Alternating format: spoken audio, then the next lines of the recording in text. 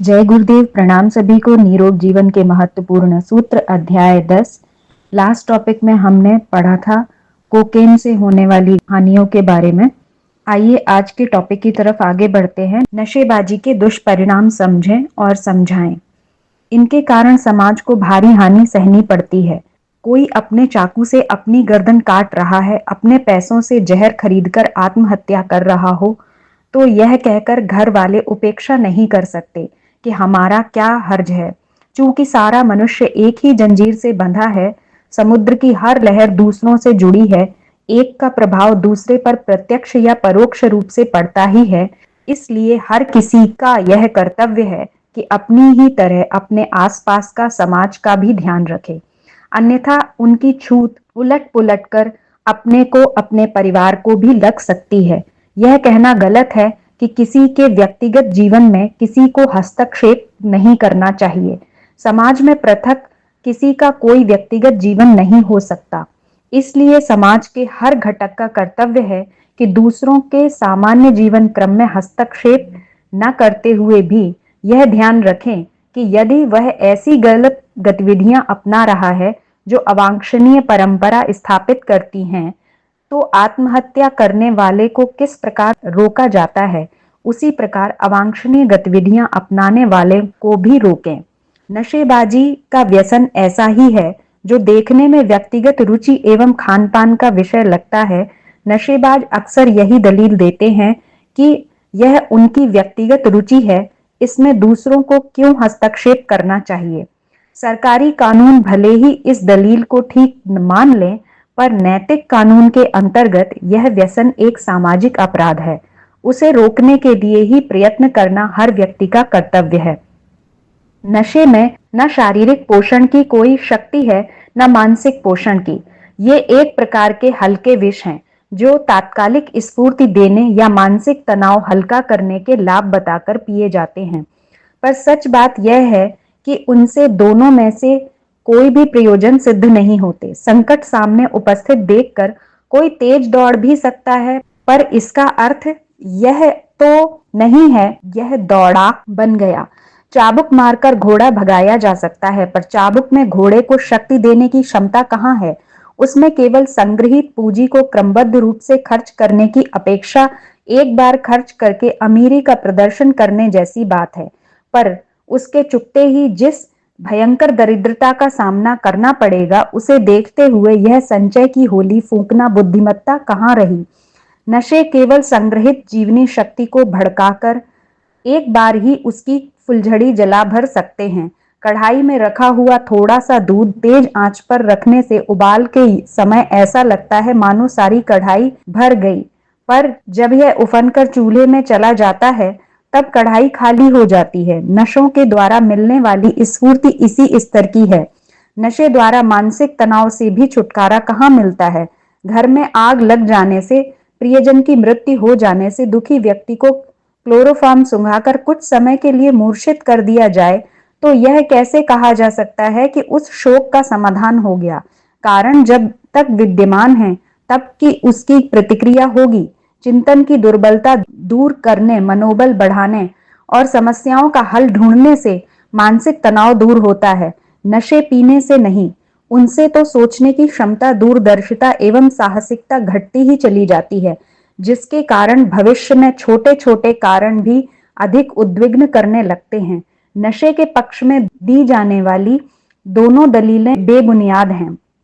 हानि इतनी अधिक है जिनकी कोई शुमार नहीं। पैसे और समय अंधाधुंध खर्च होता है। इतना धन और समय यदि अपना, अपने परिवार का स्वास्थ्य सुधारने तथा दूसरे उपयोगी कार्यों में लगाया जाए तो कितना काम चले। एक व्यक्ति 8 आना रोज की सिगरेट या अन्य नशा पिए तो महीने में 15 रुपए, वर्ष में 180 रुपए होते हैं। यह लत यदि 20 से लेकर 60 वर्ष की आयु तक 40 वर्ष रही तो 7200 रुपए हुए। इस पैसे पर बैंक ब्याज भी फैलाया जाए तो मूल पूंजी से दूना ब्याज और हो जाता है। इस प्रकार लगभग 20,000 की रकम बनती है। इसी प्रकार बचाए जाने वाले समय का भी हिसाब लगाया जा सकता है। यदि वह बचत की जाती तो बुढ़ापे में इतनी बड़ी रकम शेष दिन शांतिपूर्वक काटने या कुछ बड़ा काम करने के लिए उपयोगी सिद्ध होती। पर वह तो बूंद बूंद करके घड़ा खाली हो जाने की तरह टपकता और नष्ट होता चला गया। नशे सीमित नहीं रहते, उनकी प्यास बढ़ती ही जाती है और फिर उनके लिए अंधाधुंध खर्च करना पड़ता है। इस खर्च की पूर्ति के लिए दूसरे उपयोगी काम रोकने पड़ते हैं और सारे परिवार को जीवन की प्राथमिक आवश्यकताओं से वंचित रहकर दयनीय स्थिति में निर्वाह करना पड़ता है। नशेबाज की जीवनी शक्ति चुकती चली जाती है और यह आए दिन बीमार पड़ता है।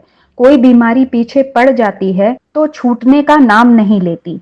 अकाल मौत मरना पड़ता है। मनोबल, दूरदर्शी चिंतन और धैर्य, साहस जैसी मानसिक विशेषताएं बेतरह नष्ट होती चली जाती हैं। नशा उतरने पर भी उसका चिंतन अर्धविक्षिप्त जैसा बना रहता है। ऐसे लोगों की प्रगति के द्वार तो बंद हो ही जाते हैं, जिंदगी के दिन भी शांति से पूरे कर सकना कठिन हो जाता है। इस दुर्दशा का प्रभाव उसके परिवार पर पड़ता है। तरह तरह की बुराइयां घुस पड़ती हैं। उन्नति के द्वार बंद हो जाने से वे पतन की ओर मुड़ते हैं। नशेबाजों का परिवार ऐसे ही अस्त व्यस्त होता देखा गया है। इसका प्रभाव समस्त समाज पर पड़ता है। विकृत परिस्थितियों में पड़े हुए व्यक्ति या परिवार समाज में विग्रह एवं व्यतिक्रम ही उत्पन्न करते हैं और उससे अपराधों अनाचारों की ही वृद्धि होती है। नशे राष्ट्रीय संपदा और समृद्धि में भारी क्षति पहुंचाते हैं। अकेली तंबाकू की ही खपत अपने देश में 2 करोड़ रुपया प्रतिदिन है, अर्थात वर्ष में 720 करोड़।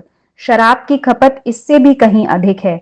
गांजा, अफीम, चरस, भांग आदि को भी जोड़ें तो पता लगेगा कि शासन तंत्र चलाने में जितना खर्च जनता को उठाना पड़ता है, उससे भी अधिक नशेबाजी में खर्च हो जाता है।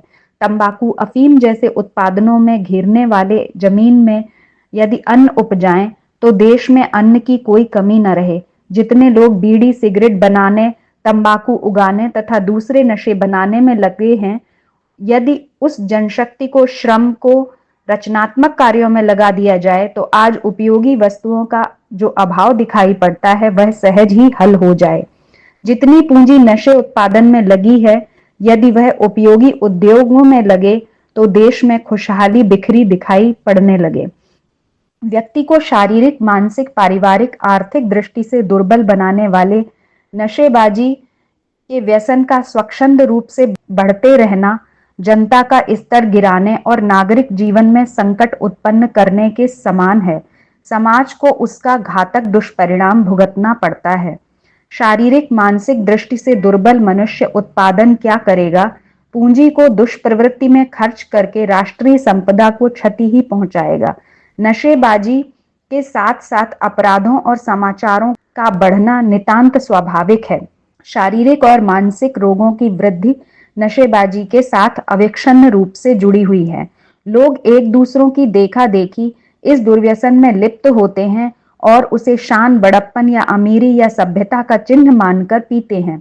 इस भ्रांत धारणा का उन्मूलन किया जाना चाहिए। कुमार्गगामिता शान की नहीं, निंदा की चीज है।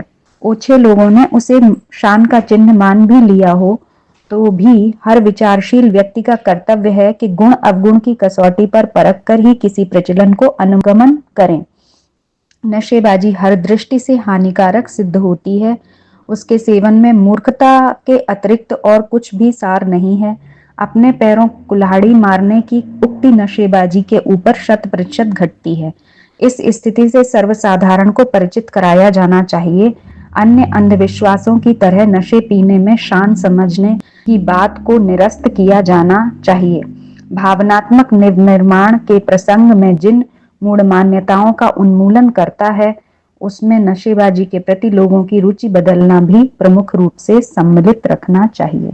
तो आज के टॉपिक में हमने पढ़ा नशेबाजी के दुष्परिणामों के बारे में और हमें इनके दुष्परिणामों के बारे में बाकी लोगों को भी बताना चाहिए। जो लोग नशा करते हैं उनका नशे की आदत को छुड़ाने की कोशिश करें। आज के लिए इतना ही। जय गुरुदेव, प्रणाम सभी।